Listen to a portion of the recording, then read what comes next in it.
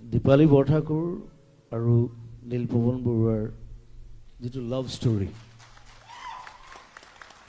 It's a very different kind of love story. When এইটো বহুতে নাজানে যে দীপালী বৰঠাকুৰে যেতিয়া গান গাব নোৱাৰা হৈ গ'ল, শ্বি কান ছিং, তেতিয়া এদিন মই সেই পুৰণা মানুহবোৰ লগ পাইছোঁ কাৰণে মই গম পাওঁ কথাবিলাক।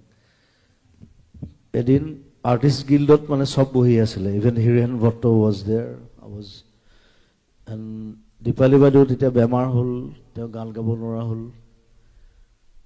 তেতিয়া চবেই কথা পাতি আছিলে, ডাঙৰ ডাঙৰ আৰ্টিষ্ট, বেলু মিশ্ৰ, চম্পক বৰবৰা, চবেই কথা পাতি থাকোঁতে ওলালে মানে দীপালী বাইদেউৰ কথা। তেতিয়া হঠাৎ কোনোবাই কৈ দিলে যে দীপালীজনী যে কি হ'ব, তাই গানো গাব নোৱাৰা হ'ল, বিয়াও নহ'ল। Then Neelpavan da was there, Neelpavan Bora, our artist. Neelpavan dai kole, তেতিয়া দীপালী বাইদেউ bedridden, she was bedridden. Neelpavan dai kole মই বিয়া কৰিম।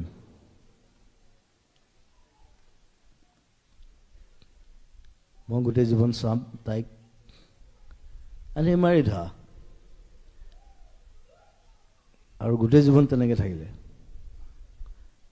গোটেই জীৱন দীপালী বাইদেউ ৱাজ বেডৰিডেন, আৰু নীলপৱন দাই গোটেই জীৱন চালে তেওঁক।